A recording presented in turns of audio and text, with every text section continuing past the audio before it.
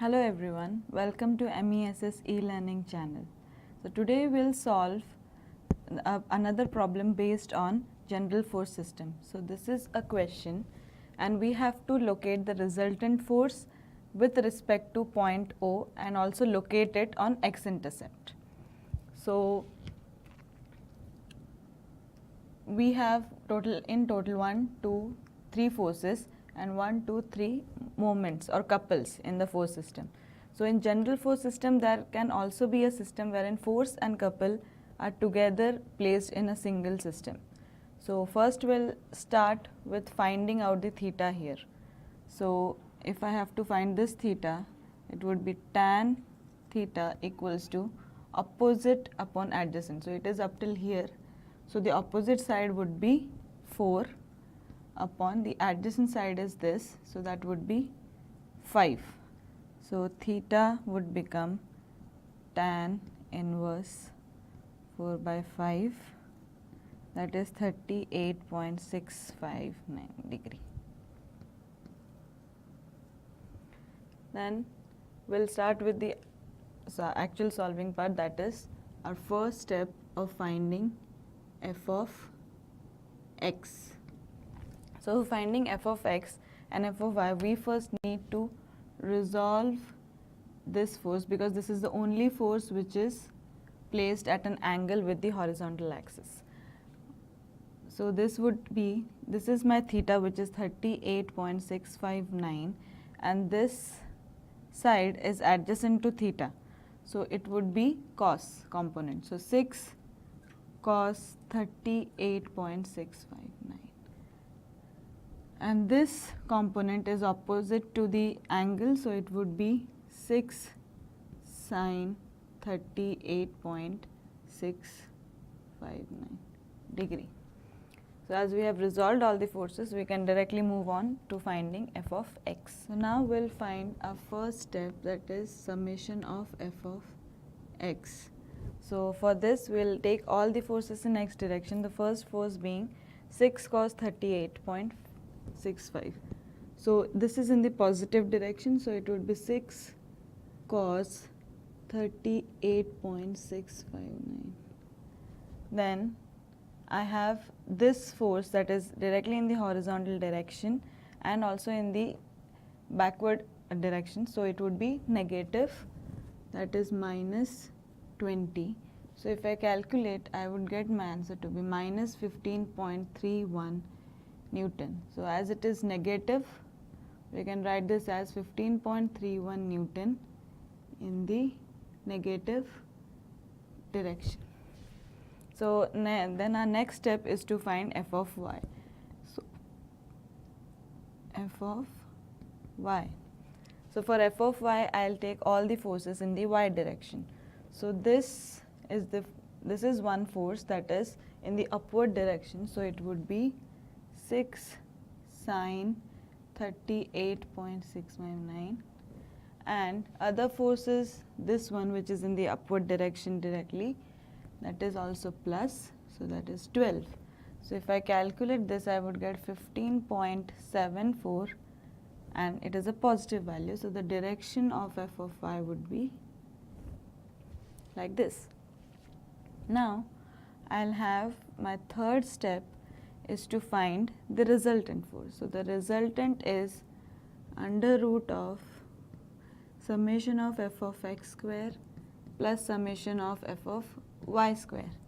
So if I substitute the values, it would be 15.31 square plus 15.74 square, which will give us the answer to be 21.95 Newton. As we have the resultant force now, the next step is to find theta for this resultant force. So that would be tan inverse of summation of f of y by summation of f of x, which will be tan inverse 15.31 upon 15.74. So this theta r, if we calculate, we will get 45.79 degrees. So our next step is to find the moment. So we have to find moment about point O for all the forces. So when we find moment, a moment is force into perpendicular distance. So our first, if I take moment about this point, this force and this force, I mean the components for 6 Newton are emerging from O itself. So this would become 0 as they will have no perpendicular distance from O. Then I have 20 Newton force. Now if we see 20 Newton force from O, this would be the perpendicular distance from O for 20 Newton force. And if you see the direction, it is anti-clockwise. So it would be positive, that is plus 20 into perpendicular distance is 2.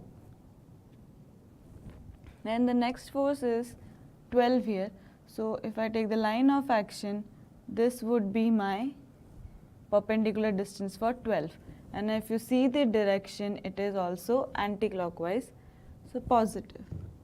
So it is 12 into the distance is perpendicular distance is 3 from the line of action of O. Then if you observe the figure, we have 3 couples also, and the couple or whatever the singular moments are already forced into the perpendicular distance itself. So we have to consider this according to the sign convention of moment, but without multiplying a perpendicular distance into them, because already they are with distance here. So this is anti-clockwise, so it would be positive, that is 35. Then this is clockwise direction, so this would be minus 20. This is anti-clockwise, so this would become plus 15. So if I calculate this together, I would get my moment to be 106 Newton meter, that is positive and anti-clockwise direction. So now our next step after we find moment, the question was to locate our resultant force in the x-intercept.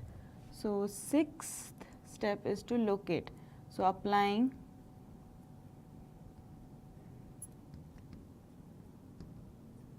Varignon's theorem, I know that whenever I have to find my x-intercept, it would be moment of all the forces about a point, summation of f of y into x. So this would be the x-intercept. So it would become summation of f of y, that is 15.74 and into x, and our moment here is 106. So if I calculate my x, it would be 106 upon 15.74, that would be 6.734 meter. So generally they ask you about the x component or some other intercept. So if I have to find in the same figure, if I have to locate the y-intercept also, then it would become moment of f equals to summation of f of x into y. So f of x is 15.31, and this would be always in the mod. We would never consider the sign because we are finding the distance. So y, so if you calculate this, our y would become 6.92 meters.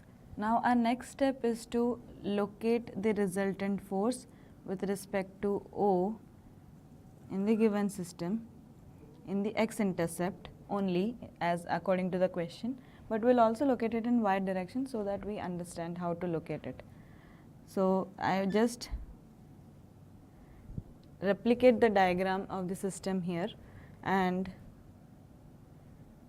if you see, my total distance for the system is in the x direction it is 5 and in the y direction it is 4. So my distance for x-intercept would be 6.73, which is definitely outside the system. So let's say somewhere here I have my system, I mean location of the system, or here. So if I have to draw my R, so my X was negative and my Y was positive. So my resultant should be in this direction. So if I draw my resultant in this direction, it would be, this would be my resultant, that is 21.95, and this would be the theta, that is 45.79, and it is intersecting the x direction at a distance of x intercept, that is 6.73 meters, and we also found the y intercept. So when you have to also show the intersection with y axis, you should just extend this to cut the y axis. So the direction of resultant would remain same, but this distance would become 6.92 meter. And if you also find out the d, that is the distance which is perpendicular to the resultant, that is MO is equal to R into D, that distance would be this distance. So this is how we solve a problem based on a general force system, especially when we have couple and force both together in the same system. So hope you understand. Thank you.